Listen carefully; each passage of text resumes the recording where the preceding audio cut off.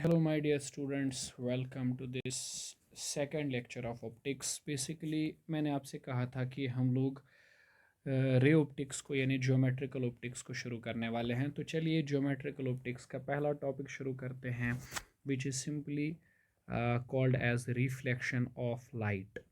तो ये geometrical optics का पहला टॉपिक रहेगा, रिफ्लेक्शन ऑफ लाइट। अब रिफ्लेक्शन ऑफ लाइट आप जानते हैं, वही सिंपल सी चीज़ें हैं जो आपने पढ़ा हुआ है। थोड़ा सा डेफिनेशन में बता देता हूँ। It is simply bouncing back of light. एक सेकेंड बेटा। It's simply bouncing back of light, bouncing back of light when it falls on smooth surface, bouncing back of light when it falls on smooth horizontal smooth surface, है ना। जैसे ही light किसी smooth surface से टकराती है तो टकराने के बाद वहाँ से बाउंस हो जाती है वापस, और इसी फेनोमेनन को हम लोग रिफ्लेक्शन ऑफ लाइट के नाम से जानते हैं। जैसे मैं आपको एक सिंपल सी डायग्राम से समझाने की कोशिश करूँ तो ये है आपके पास एक मिरर। किसी भी तरह की एक शाइनिंग सरफेस है, मिरर के बारे में तो आप जानते ही हैं। अब मान लो यहाँ से एक लाइट रे आई, ठीक। तो ये जो लाइट रे यहाँ से आई है, it's called as incident ray. इसे हम लोग इंसिडेंट रे कहते हैं, ठीक है। जो लाइट रे यहाँ से जा रही है इसे हम लोग कहते हैं रिफ्लेक्टेड रे। इसे हम लोग रिफ्लेक्टेड रे कहते हैं, ठीक है। अब यहाँ पे देखें, यहाँ पे हमने एक परपेंडिकुलर ड्रॉ किया है, तो इस परपेंडिकुलर का नाम जो है ना, इसे हम लोग नॉर्मल कहते हैं, ठीक है। और ये जो एंगल यहाँ है, this angle i, this is called as angle of incidence. इसे हम कहते हैं एंगल ऑफ इंसिडेंस, राइट। इसी तरह से यहाँ पे जो एंगल ये बन रहा है, ठीक है, आर, नॉर्मल और रिफ्लेक्टेड रे के बीच में, इसे कहा जाता है एंगल ऑफ रिफ्लेक्शन, है ना। वही चीज़ें दोहरा रहा हूँ जो आपको ऑलरेडी पता है। सिमिलरली ये जो पॉइंट है यहाँ पे, जहाँ पे ये तीनों रेज मिल रही है, इसे बोला जाता है पॉइंट ऑफ इंसिडेंस, है ना। पॉइंट ऑफ इंसिडेंस इसे बोलते हैं, ठीक है। और ये जो सरफेस है जिस पे ये सब कुछ हो रहा है, इसे बोलते हैं mirror, sorry, it's called as mirror. इसे कहा जाता है मिरर, ठीक है। अब यहाँ पे कुछ चीज़ें हैं जो मैं आपको बता दूँ। सबसे पहले मान लो अगर लाइट रे आई है विद द स्पीड v, तो लाइट रे के पास जो स्पीड है वो v है ना। लाइट रे के पास जो फ्रीक्वेंसी है that is suppose new frequency, है ना। और लाइट रे के पास जो वेव लेंथ है that is suppose lambda wave length, सही। तो अगर इंसिडेंट रे के पास ये पैरामीटर्स है, वेव लेंथ लैम्डा है, फ्रीक्वेंसी न्यू है, और इसी तरह से वेलोसिटी v है, तो जब ये लाइट रे रिफ्लेक्ट होकर वापस जाएगी ना, तो इन तीनों में से कोई भी पैरामीटर चेंज नहीं होगा, कोई भी पैरामीटर चेंज नहीं होगा, ठीक है। यानी during reflection, try to remember, during reflection ये तीनों चीज़ें, फ्रीक्वेंसी, वेवलेंथ एंड वेलोसिटी या स्पीड, वेलोसिटी नहीं speed, they all remain same, ये हमेशा सेम रहती है। देखिए इनमें से मैं आपको स्पीड के बारे में एक आइडिया दूं। स्पीड बेसिकली डिपेंड करती है मीडियम पे, आप जानते हैं। वैसे ये हमेशा मीडियम की प्रॉपर्टी होती है। Speed of A wave is the property of it is medium. Speed of wave is the property of medium. Speed of wave medium पे डिपेंड करती है ना। और तुम सोचो रिफ्लेक्शन में क्या होता है, जिस मीडियम से लाइट आई थी उसी मीडियम में वापस जा रही है। सो देयरफॉर किसी किस्म का कोई मीडियम चेंज तो हो ही नहीं रहा है ना, मीडियम तो सेम ही रह रहा है। सो देयरफॉर उस हिसाब से हम लोग कहेंगे चूंकि मीडियम चेंज नहीं हो रहा है, इसीलिए स्पीड भी चेंज होने का सवाल नहीं बनता है, स्पीड भी चेंज नहीं होगी, है ना। पहली बात तो ये सिंपल सी बात है, ये लॉजिकल सी बात है, कुछ खतरनाक नहीं है, ठीक। यहाँ आपको दो लॉज याद रखने हैं। अगर हम पहले लॉ की बात करें, चलो मैं आपको बता देता हूँ कि एंगल ऑफ इंसिडेंस जो होता है ना, that is always equal to angle of reflection. Angle of incidence is always equal to angle of reflection, दोनों बराबर होते हैं। Angle of incidence, angle of reflection हमेशा बराबर होता है। देयर इज नो सिचुएशन जहाँ ये बराबर नहीं है, ठीक है। हम लेते ही नहीं है वो situation. Angle of i is always equal to angle of are.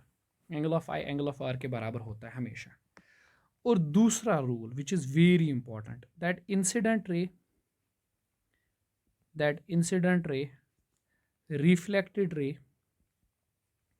Incident ray, reflected ray and normal, ये जो तीनों चीज़ें होती हैं दे लाई इन सेम प्लेन। ये जो इंसिडेंट रे, रिफ्लेक्टेड रे और जो नॉर्मल होता है ना, ये एक ही प्लेन में लाई करते हैं, एक ही प्लेन में होते हैं।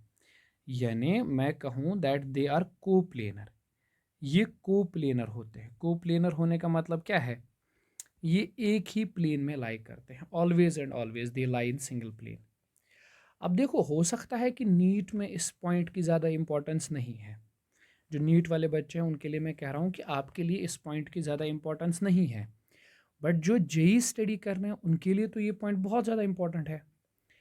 इस पे कई बार आईआईटी एडवांस ने भी क्वेश्चंस पूछे हैं। अब है क्या, ये आप बोलेंगे सर इस पे क्या ही सवाल बन सकता है। नहीं भाई, थोड़ा सा समझो इसको, मैं आपको थोड़ा डिटेल्ड एनालिसिस इसकी दे देता हूँ।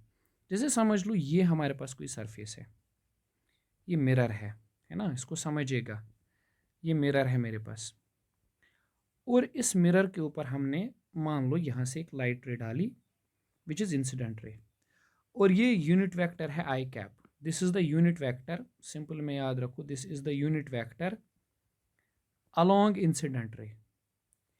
ये यूनिट वेक्टर है किस रे पे, इंसिडेंट रे पे। मतलब अगर कोई मुझसे पूछे कि इंसिडेंट रे कहाँ है, तो मैं उसको बोलूँगा जिधर आई कैप है।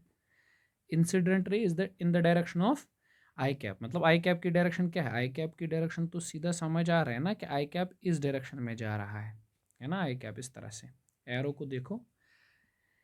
और जब ये लाइट रे गिरती है ना तो रिफ्लेक्ट होके यहाँ जा रही है, तो इसकी डायरेक्शन में एक यूनिट वेक्टर बनाया आर कैप, है ना। और जानते हैं यहाँ से एक चीज़ और होगी which is normal, n cap. इसकी डायरेक्शन कहाँ है, ऊपर से, the unit vector along normal. सही, ठीक है। चले, एक चीज़ समझो, ये जो एंगल है इसको क्या बोलेंगे, एंगल ऑफ इंसिडेंस थीटा। और ये जो एंगल है इसको क्या बोलेंगे, एंगल ऑफ रिफ्लेक्शन, ये भी थीटा होगा, क्योंकि अभी हमने पढ़ा एंगल आई और एंगल आर बराबर होते हैं, है ना। तो ज़रा मुझे एक चीज़ बताइए, चलो मान लेते हैं इधर से मैं एक यूनिट वेक्टर ले लेता हूँ T cap. T cap is the unit vector along mirror. ये मिरर के अलोंग में मैंने ऐसे ही ले लिया टी कैप, उससे क्या फ़र्क पड़ता है, ठीक है, कोई भी यूनिट वेक्टर ले सकते हो, मैंने टी कैप ले लिया। अब ज़रा मुझे बताइए एक चीज़, इस इंसिडेंट रे के बारे में बताइए मुझे, ये एंगल कितना होगा, अगर ये थीटा है तो ये भी कितना होगा, थीटा। कॉमन सेंस है ना भाई। तो अगर हम इस आई को थोड़ा, चलो मैं इधर बनाता हूँ इस आई को, आई ऐसे है, ये एंगल थीटा है, मैं यहाँ से स्प्लिट कर सकता हूँ इसको, आई कैप का मैग्नीट्यूड कॉस ऑफ थीटा, यहाँ से मैं लिख सकता हूँ आई कैप का मैग्नीट्यूड साइन ऑफ थीटा। यानी मैं इसको लिख सकता हूँ, आई कैप का मैग्नीट्यूड तो 1 है, इसको मैं कॉस थीटा लिख सकता हूँ, इसको मैं साइन थीटा लिख सकता हूँ। Means I can write unit vector i cap as sine theta, इसका एक कंपोनेंट है, लेकिन ये किस डायरेक्शन में है सर, ये उसी डायरेक्शन में है जिस डायरेक्शन में मिरर है, यानी टी कैप के डायरेक्शन में, माइनस, और देखें कॉस थीटा डाउनवर्ड है ना, कहाँ है ये कॉस थीटा, डाउनवर्ड डायरेक्शन में, एन कैप कहाँ है, अपवर्ड में, तो I can write minus n cap, है ना। सिमिलरली अगर मैं आर कैप को बनाऊँ, आर कैप यहाँ से है, ये जो एंगल यहाँ पे है ये थीटा है, मैं यहाँ से लिख सकता हूँ आर कैप का मैग्नीट्यूड कॉस ऑफ थीटा, है ना, यानी आई can right it cos theta. इसको क्या लिख सकता हूँ, आर कैप का मैग्नीट्यूड साइन थीटा, यानी साइन थीटा। अच्छा, तो आर कैप को कैसे लिखा जा सकता है, you will be right saying sir simply sine theta t cap की डायरेक्शन में और plus cos theta n cap की डायरेक्शन में। अब वो है ना, ज़रा इन दोनों का माइनस कर लीजिए, अब आप आर कैप माइनस आई कैप कर लो, क्या बन जाएगा वो, sine theta cancel, plus minus cancel, this is no 2 times cos of theta n cap, है ना। तो ये बन जाएगा r cap is equal to i cap plus 2 times cos theta n cap. Let's call this one. Now मुझे एक चीज़ बताइए, अगर मैं डॉट प्रोडक्ट करूं आई कैप और एन कैप का, क्या आ जाएगा। सिंह सर ए डॉट भी होता है ए का मैग्नीट्यूड, तो पहले तो आई कैप का मैग्नीट्यूड, फिर एन कैप का मैग्नीट्यूड, फिर कॉस जो भी एंगल इन दोनों के बीच में होगा, आई कैप और एन कैप के बीच में। आई कैप और एन कैप के बीच में क्या एंगल है, ये आई कैप है, ये एन कैप है, इन दोनों के बीच में ये रहा एंगल, ये पूरा का पूरा एंगल, वो वाला पार्ट तो थीटा है, तो ये आएगा ना 180 माइनस थीटा। थोड़ा ज्योमेट्री से काम लीजिए, है ना। तो ये आ जाएगा 180 माइनस थीटा, मतलब I can write I cap dot N cap as minus cos theta. So मैं लिख सकता हूँ ऐसे कॉस थीटा एज माइनस आई कैप डॉट एन कैप। ज़रा इसे इक्वेशन 1 में सब्सटीट्यूट करें, क्या बन जाएगा बेटा, r cap is i cap minus I cap dot N cap साथ में n cap. This is the vector जिसकी हम बात कर रहे हैं, ठीक है। तो ये है रिप्रेजेंटेशन ऑफ शाबाश, कौन सा vector, representation of unit vector along reflected ray के अलोंग में जो यूनिट वेक्टर है ना, ये इंपॉर्टेंट है। Now this is very very important, NEET के लिए तो बिल्कुल भी नहीं, बट जेई के लिए के परस्पेक्टिव से तो ये बहुत ज़्यादा इंपॉर्टेंट इक्वेशन है। जेई पे तो इसमें क्वेश्चंस आए हैं और आने वाले क्लासेस में हम इस पे क्वेश्चंस भी करेंगे जेई के लिए, बट फिलहाल तो आप ये याद रख लीजिए, इसको एक बारी रिवाइज कर लीजिए, ठीक है ना।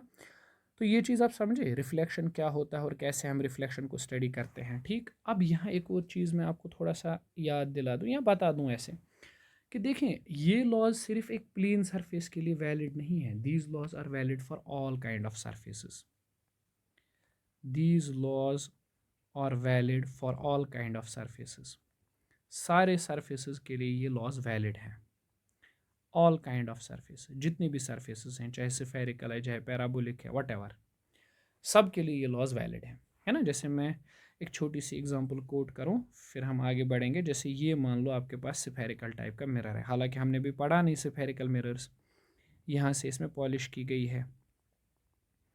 अब सोच के देखें, ये पॉलिश किया गया है ये मिरर, ये इसका सेंटर है ना।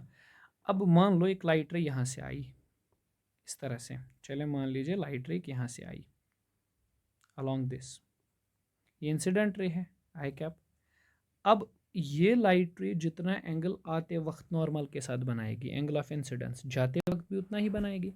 बट यहाँ आप एक जेन्युइन सवाल पूछ सकते हैं, सर नॉर्मल कहाँ है। बेटा मैं आपको बता दूं, जो भी लाइन सेंटर से पेरिफ्री तक जाती है, सेंटर से कहाँ पेरिफ्री तक जो लाइन जाती है वो नॉर्मल कहलाती है ना। स्फेरिकल सरफेसेस के केस में याद रखना, जो लाइन सेंटर और पेरिफ्री को टच करती है, ये लाइन देखो, ये लाइन सेंटर और पेरिफ्री को टच कर रही है, सेंटर ये है पेरिफ्री ये है, ये नॉर्मल है यहाँ, है ना।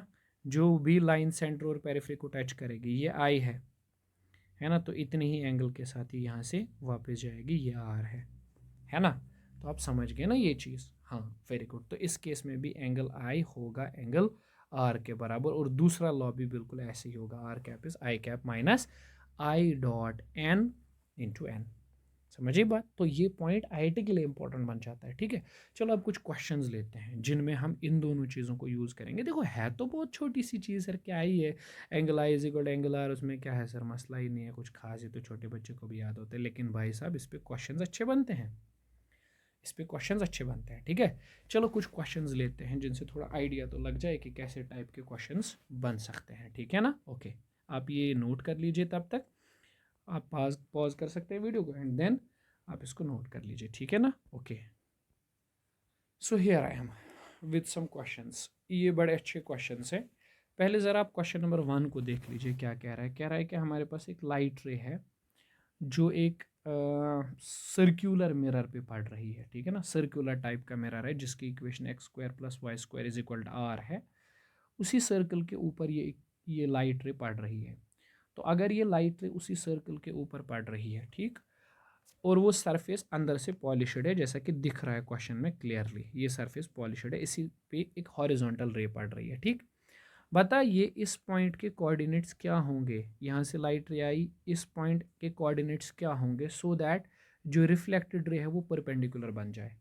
रिफ्लेक्टेड रे होनी चाहिए परपेंडिकुलर, ठीक है, वर्टिकल होनी चाहिए रिफ्लेक्टेड। तो इस पॉइंट के कोऑर्डिनेट्स क्या होने चाहिए, ठीक है ना। तो let's try to solve this question. Okay, let me add a page.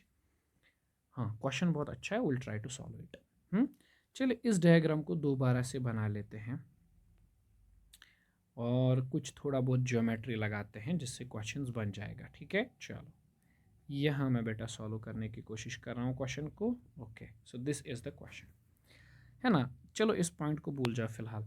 अच्छा मुझे एक बात बताओ, अभी मैंने नॉर्मल की डेफिनेशन आपको बोली, नॉर्मल क्या है शाबाश, मैंने बताया था जो पॉइंट सेंटर से कहाँ टच करे, पेरिफेरी पे टच करे, वही नॉर्मल है। तो इस केस में ये तो नॉर्मल बन गया ना, इस केस में जो ये है ये नॉर्मल बन गया, ठीक है। तो ये रहा नॉर्मल आपका। अब मुझे बताइए यहाँ एंगल ऑफ इंसिडेंस कौन सा है, ये अगर ये एंगल मैं सपोज मान के चलो कि ये एंगल थीटा है, तो ये भी कितना होगा, थीटा, सही है ना। अच्छा सोच के देखो 90 डिग्री है ना टोटल एंगल, यहाँ से यहाँ तक 90 है, इसको दो हिस्सों में बांटा है, बराबर हिस्सों में बांटा है, ठीक है। तो तुम कहोगे सर ये भी 45 होगा, ये भी 45 होगा, कॉमन सेंस भाई, अगर ये और ये 90 है मिलाकर, है ना एंगल, तो और दो हिस्सों में इक्वल बांटा है, जितना इधर से उतना इधर से भी, तो ये 45 ये भी 45, ये सर नो। तो अगर ये एंगल 45 है, ये भी कितना होगा 45, एम आई राइट। ओके, तो मुझे बताइए ये कोऑर्डिनेट क्या होगा एक्स, और ये कोऑर्डिनेट क्या होगा वाई, और ये क्या है रेडियस आर। तो ज़रा खुद से बताइए एक्स किसके बराबर आएगा यहाँ, इस केस में एक्स बेस है, मतलब cos component, x is equal to r cos 45, means r cos 45 is 1/2, तो √2 है ना। वाई है sine component, y is equal to r sine 45, मतलब सर r/√2, बिल्कुल सही। सो कोऑर्डिनेट क्या आएगा x comma y, you will be saying में सर देखिए ये ओरिजिन है, हम इधर की तरफ मेजर कर रहे हैं एक्स कोऑर्डिनेट, मतलब ये नेगेटिव आएगा -r/√2, और सर वाई कोऑर्डिनेट हम ऊपर की तरफ मेजर कर रहे हैं, मतलब that will be r/√2 metre, ठीक है। अब इस क्वेश्चन को सॉल्व करते हुए मैंने क्या यूज़ किया, एक छोटा सा पॉइंट, कौन सा पॉइंट, कि सर एंगल ऑफ इंसिडेंस और एंगल ऑफ रिफ्लेक्शन बराबर होते हैं। देखो इस छोटे से पॉइंट ने ये पूरा का पूरा क्वेश्चन सॉल्व करके दिया हमें, ठीक है। चलें अब नेक्स्ट क्वेश्चन पे चलते हैं। नेक्स्ट क्वेश्चन अगेन यही है, सेम टू सेम, बट इसमें थोड़ा डिफरेंस है। क्वेश्चन कह रहा है कि एक लाइट रे है जिसको हमने इसी सर्कल पे डाला हुआ है हॉरिजॉन्टल, बट इस बार लाइट रे डिविएशन दिखा रही है 120 डिग्री की, है ना। मैं समझाता हूँ क्वेश्चन आपको। लाइट रे दिखा रही है डिविएशन 120 डिग्री का, यानी कुछ ऐसे है। मैं बताता हूँ आपको, बेटा रुक जाएं थोड़ा सा, let me make the diagram once again, थोड़ी बड़ी डायग्राम बनाते हैं सो दैट आपको भी कंसेप्ट आ जाए, विजिबिलिटी क्लियर हो। ये देखो ये हमने बनाई है एक डायग्राम जो कि दिखने में थोड़ी सी बड़ी है, ये देखें, है ना।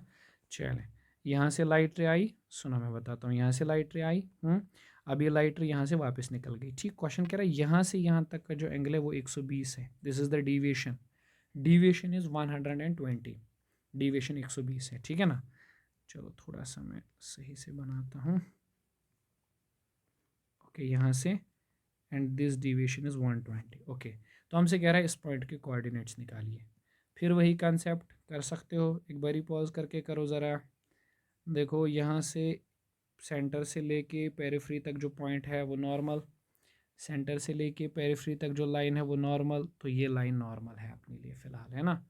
और थोड़ा सा डायग्राम अगर इधर उधर बन जाए तो आप संभाल लेना, जितना ये एंगल होगा उतना ये भी होगा, है ना। ज़रा सोच के देखो टोटल एंगल कितना होगा यहाँ से यहाँ तक 180 का, उसमें से तो 120 का ये एंगल है, बचा कितना 60, हाँ ऑब्वियसली। तो ये एंगल भी 30 और ये एंगल भी 30, तो अगर ये एंगल 30 तो ये भी कितना 30, तो उसके बाद तो क्वेश्चन हो ही गया।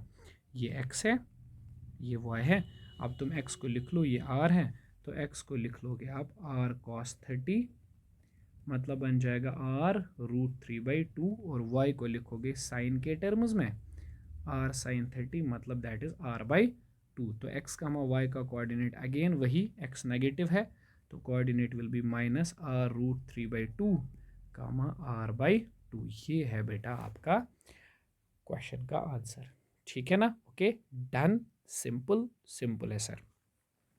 चले एक और क्वेश्चन, है ना। ओके ये देखो, अब इस क्वेश्चन में थोड़ा बहुत ट्विस्ट दिया गया है, और ये क्वेश्चन जो है पैराबोलिक टाइप मिरर बनाया गया है हमें, ठीक है। कह रहा है क्वेश्चन अपने पास एक पैराबोलिक टाइप का मिरर है, mirror which is in the form of parabola, और इस मिरर की इक्वेशन है x is equal to y square, है ना। इसको इनसाइड से पॉलिश किया गया है। अब बताइए एक हॉरिजॉन्टल रे गिर रही है इस पॉइंट x कामा वाई पे, तो बताओ कितने एंगल पे, या सॉरी ये x कामा वाई कोऑर्डिनेट क्या होना चाहिए सो दैट ये जो लाइट इस पे गिरी है ये लाइन पैरेलल परपेंडिकुलर हो जाए रिफ्लेक्शन के बाद, वर्टिकल होनी चाहिए ये line. After reflection the line should be vertical. Okay, तो चलो इसको ट्राई करते हैं।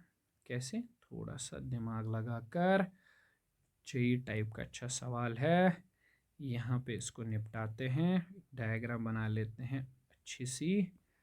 तो ये हो गई अपनी डायग्राम तैयार, है ना। ये है x कामा वाई, ठीक। अब अगर मैं तुमसे पूछूं फिर वही कि नॉर्मल कैसे बनेगा, तुम बोलोगे सर नॉर्मल कुछ ऐसे बन जाएगा इस केस में, है ना। This is the normal. Okay sir, this is the normal. तो मुझे एक बात बताइए, फिर से वही, जितना ये एंगल उतना ये भी एंगल। तो अगर ये टोटल में 90 है तो आप बोलेंगे फिर से सर ये 45, ये भी 45, ठीक है ना। तो सर एक काम करिए, अगर आप इस पर टेंजेंट बनाएंगे ना ऐसे करके, अगर मैं इस पर टेंजेंट बना दूं ऐसे करके, एक टेंजेंट मैंने ड्रॉ किया, ठीक है ना। ओके, तो ये जो टेंजेंट यहाँ पे बना है, वन सेक, ये है टेंजेंट, गुड, द टेंजेंट। ये कितना एंगल बनाएगा यहाँ पे, कॉमन सेंस की बात है ना, ये भी 45 ही बनाएगा ना एंगल। बहुत सिंपल सी बात है यार। या तो वही तरीका अपना लो जो मैंने अभी किया था, है ना, ऐसे बना लो। ये 45 है तो ये एंगल भी कितना होगा, 45 डिग्री, ठीक है, कर सकते हो। बट उस केस में क्या दिक्कत आएगी, उस केस में दिक्कत आएगी सर ये रेडियस थोड़ी है, तो इसीलिए मैं इस वाले तरीके को नहीं अपना रहा बेटा। मैं इसीलिए थोड़ा डिफरेंट अप्रोच ट्राई कर रहा हूँ, समझ रहे हैं ना बात को। हाँ, दैट्स वाई आप मत सोच रहे होंगे कि सर वही करिए जो अभी किया था, नहीं वैसा नहीं कर सकता, क्योंकि अभी के केस में मुझे रेडियस पता थी बट यहाँ नहीं ना पता है मुझे रेडियस। तो एक बात बताओ मुझे, अगर मैं इस लाइन का स्लोप बनाऊँ, स्लोप ऑफ टेंजेंट, तो कितना आएगा सर। अगर 45 डिग्री एंगल बना रहा है तो टेंजेंट ऑफ 45 मतलब सर मान। स्लोप का मीनिंग याद है ना, dy by d x, that is equal to 1, है ना। तो ज़रा एक काम करो, d by d x of y का वैल्यू लेके आओ, ज़रा इस इक्वेशन से लेके आओ। यहाँ क्या है, x is equal to y square, तो y is equal to root of x, है ना। तो ज़रा लिख लो वैल्यू रूट ऑफ x। चलिए इसकी डिफ्रेंसिएशन करें, बताओ मुझे। यह आएगा ना 1/2 रूट x, सही, दैट इज इक्वल टू 1। तो ये बनेगा 1/2 is root x, which implies x is equal to, दोनों तरफ से स्क्वायरिंग, तो 1/4 मीटर। तो x निकला। देन हम जानते क्वेश्चन में ही गिवन है x is equal to y square, है ना। तो which implies y is equal to root of x, मतलब root of 1/4, that becomes 1/2। So x comma y becomes equal to, x का वैल्यू हमें निकला है 1/4, y का वैल्यू निकला है 1/2। So this is the answer to this very beautiful question. Okay, so I hope अब आपको समझ आ गया होगा इंट्रोडक्शन टू, जो मैंने आपको बोला रिफ्लेक्शन का इंट्रोडक्शन, ठीक है। तो आप ये सारे पॉइंट्स को याद कर लीजिए, थोड़ा रिवाइज कर लीजिए। एंड देखें, मैं आपको एक चीज़ बताता हूँ बेटा, सुनो। रे ऑप्टिक्स या ज्योमेट्रिकल ऑप्टिक्स वही पर्सन डाइजेस्ट कर पाता है जिसके पास पेशेंस है। If you don't possess that patience तो आपको दिक्कत होगी, ठीक है। So try to develop that patience, है ना।